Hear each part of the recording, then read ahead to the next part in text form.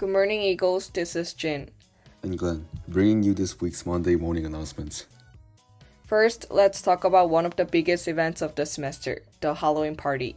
It is scheduled for November 3rd, starting at 6 p.m. and ending around 9:30.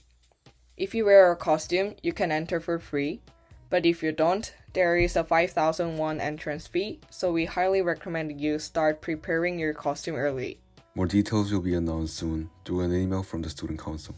We'll also be sending out a participation survey, so make sure to fill it out accurately. We need an exact can count for preparation.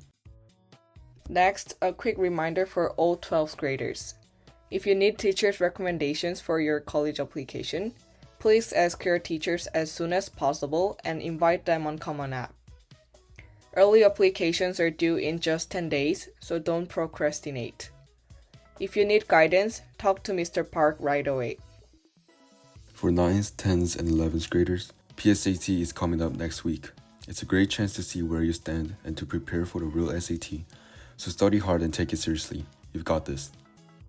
That's it for today's announcements. Now let's move on to This Week in History, prepared by our history classmates. We got podcasts from Yul and from Kevin and Han-Kyung. So stay tuned and enjoy.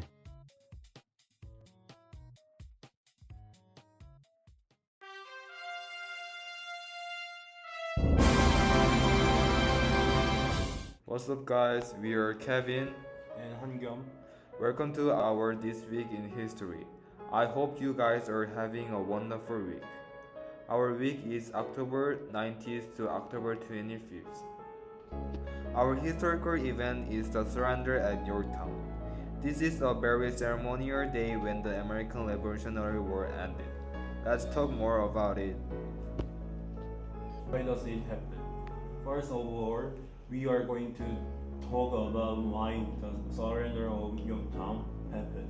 The surrender at Yorktown happened because the combined American and French forces trapped British General Cromwell and his army in Yorktown, Virginia, cutting off his supply line and navy.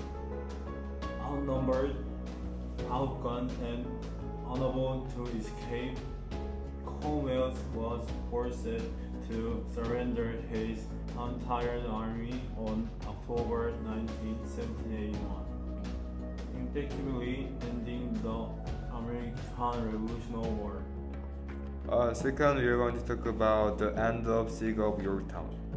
During a 3-week siege in which they sustained great losses, British troops surrendered to the Continental Army and their French allies.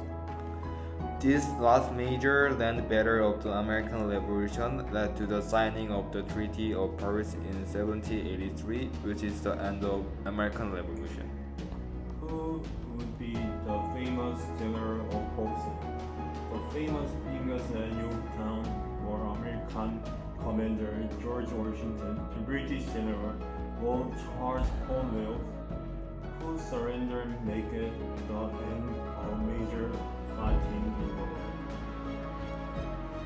world. Lastly, the American Revolution came to an end on October 19, 1781, which is the same day of surrender of Yorktown. And this is the end of our video. We really appreciate watching our video, and we hope you guys enjoy our video. And see you next week. Bye. Hello everyone and welcome to This Week in History. Today, we travel back to October 18, 1867. On this day, the United States officially received Alaska from Russia. The ceremony took place in Sitka, Alaska. Soldiers from both countries stood in front of the government building, cannons fired, and the Russian flag came down while the American flag went up. At the moment, a huge area of land became part of the United States. Alaska is about 1/5 the size of the whole country today. Can you believe the US paid only $7.2 million? That was about 2 cents an acre. The US wanted Alaska for its potential port and trade route to Asia, and Russia decided to sell because it was far from its main cities and costly to defend.